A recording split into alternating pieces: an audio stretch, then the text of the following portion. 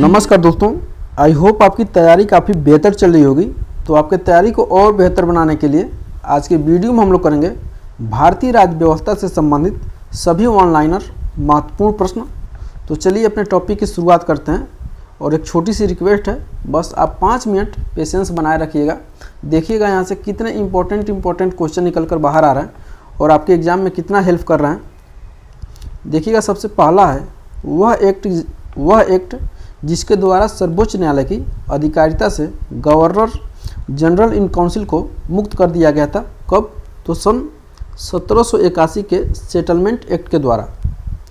दूसरे नंबर पर बढ़ते हैं। भारतीय विधान परिषद में क्षेत्रीय प्रतिनिधित्व का सिद्धांत लागू किया गया था। कब? तो 1853 के चार्टर एक्ट के द्वारा। 1853 एक्ट के चार्टर एक्ट के द्वारा। तीसरा देखिएगा, डॉक्टर अंबेडकर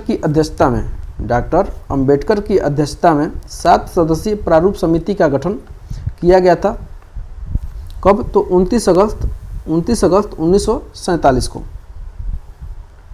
अगला बढ़ते हैं। संविधान निर्माण की प्रारूप समिति में, जो संविधान निर्माण की प्रारूप समिति थी, उसमें एकमात्र मुस्लिम सदस्य कौन थे? यही क्वेश्चन में आपसे पूछा जा रहा है। तो कौन थे? Syed Mohammad Saadulla. Very most important question की तरफ हम लोग बढ़ रहे हैं और इसके आगे नोट लगाएंगे और याद भी कर लेंगे, क्योंकि यह पीसीएस का फेवरेट क्वेश्चन है, 10 बार पूछा गया है। वह संविधान संशोधन जिसके द्वारा मताधिकार की न्यूनतम आयु 18 वर्ष नियत की गई थी या निर्धारित की गई थी। तो 61वां संविधान संशोधन के द्वारा मताधिकार की न्यूनतम आयु 21 वर्ष से घटा करके 18 वर्ष निर्धारित की गई थी। आगे देखेंगे, भारतीय संविधान के वे अनुच्छेद जिनके अंतर्गत नागरिकों को मूल अधिकार प्रदान किए गए हैं। कहाँ से कहाँ तक? तो अनुच्छेद 12 से लेकर के 35 तक नागरिकों को मूल अधिकार प्रदान किए गए हैं। आगे देखते हैं दोस्तों, वह संविधान संशोधन जिसके द्वारा यह उपबंध किया गया है कि आपात के दौरान अनुच्छेद 20 तथा अनुच्छेद 21 निलंबित नहीं किए जा सकते हैं। तो कहाँ पे है? तो 44वां संविधान संशोधन के द्वारा यह उपबंध किया गया है कि आपात के दौरान, यानी आपातकालीन जब आपातकाल लगेगा तो उसके दौरान अनुच्छेद जो 20 है और 21 है, ये क्या होंगे? निलंबित नहीं किए जाएंगे। मज़ा आ रहा होगा आपको? तो कमेंट करके ज़रूर बताइएगा। आगे बढ़ते हैं। भारत के न्यायिक पुनरावलोकन का सिद्धांत लिया गया है। जब हम लोग सुबह भी प्रैक्टिस सेट करा रहे थे तो वहाँ पे एक क्वेश्चन आया था। देखिएगा, यूएसए के संविधान से। कहाँ से लिया गया है? यूएसए के संविधान से लिया गया है भारत में न्यायिक पुनरावलोकन का सिद्धांत। वेरी मोस्ट इंपॉर्टेंट है। वह वाद जिसमें कहा गया है कि समता और स्वेच्छाचारिता एक दूसरे के कट्टर शत्रु हैं। कहाँ पे किया गया है? ईवी रोयप्पा बनाम तमिलनाडु राज्यवाद में। आगे देखते हैं दोस्तों, संविधान का वह अनुच्छेद जिसके द्वारा किसी व्यक्ति को ऐसे कर से उन्मुक्ति प्रदान की गई है जिसकी आय को किसी विशेष धर्म या धार्मिक संप्रदाय की अभिवृद्धि हेतु प्रयोग किया जाता है। यह बात कहाँ पे है? तो अनुच्छेद 27 में, अनुच्छेद 27 में। देखिएगा, वेरी मोस्ट इंपॉर्टेंट है। राज्यसभा की कार्यवाहियों का संचालन करता है। राज्यसभा की कार्यवाहियों का संचालन कौन करता है? तो उपराष्ट्रपति। उपराष्ट्रपति क्या होता है? तो राज्यसभा का पदेन सभापति होता है। आगे देखिएगा, उससे इम्पोर्टेंट है, यानी सब के सब इम्पोर्टेंट है। संसद का वह सदस्य न होते हुए भी उसके कार्यवाहियों में भाग लेने का तथा बोलने का अधिकार दिया गया है। किसको? तो महान्यायवादी को। देखिएगा, राज्यसभा के वर्तमान उपसभापति हैं। सभापति नहीं पूछ रहा है, उपसभापति पूछ रहा है। तो हरिवंश नारायण सिंह। आगे देखेंगे, संविधान का वह अनुच्छेद जिसके तहत राज्यसभा के गठन या संरचना के बारे में उपबंध किया गया है। तो अनुच्छेद 80 के अंतर्गत। आगे देखते हैं, राज्यसभा का सदस्य निर्वाचित होने के लिए न्यूनतम आयु है। तो राज्यसभा के सदस्य की निर्वाचित होने के लिए न्यूनतम आयु कितनी है? तो 30 वर्ष होनी चाहिए।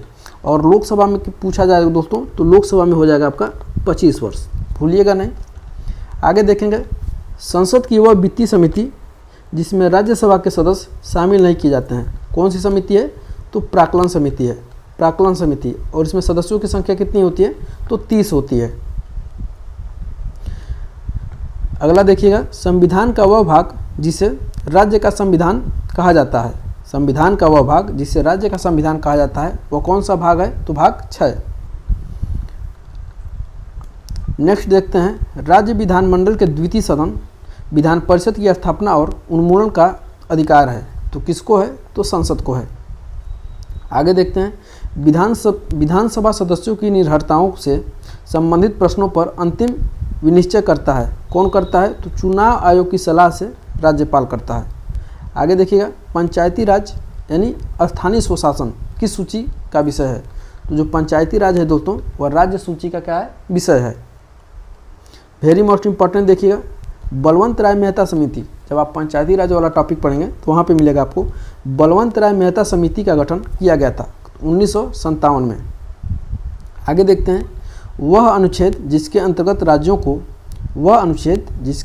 राज्यों की राजभाषाओं के बारे में प्रावधान किया गया है। तो अनुच्छेद 345 के अंतर्गत।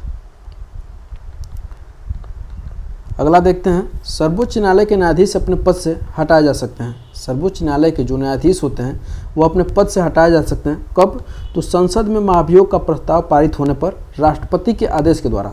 संसद में महाभियोग का प्रस्ताव पारित होने पर राष्ट्रपति के आदेश के द्वारा।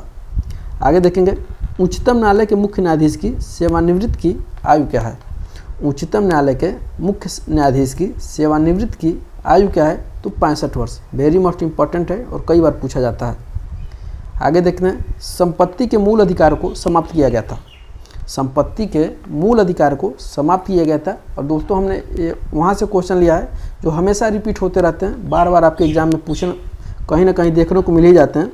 तो देखिएगा, 44वें संविधान संशोधन 1978 के द्वारा, 44वें संविधान संशोधन 1978 के द्वारा संपत्ति के मूल अधिकार को समाप्त कर दिया गया था। और अनुच्छेद 300 क के अंतर्गत, अनुच्छेद 300 क के अंतर्गत इसे एक कानूनी अधिकार बना दिया गया। तो मैं आशा करता हूं कि आज का टॉपिक आपको पसंद आया होगा। अगर इस तरह का टॉपिक अगर आपको पसंद हो तो हमें कमेंट करके ज़रूर बताइएगा। मैं ज़्यादा से ज़्यादा आपको प्रैक्टिस कराऊंगा। और वीडियो कैसा लगा कमेंट करके ज़रूर बताइएगा। और अपने दोस्तों के साथ वीडियो को ज़्यादा से ज़्यादा शेयर करिएगा। और मिलते हैं अगले वीडियो में, तब तक के लिए बहुत बहुत धन्यवाद।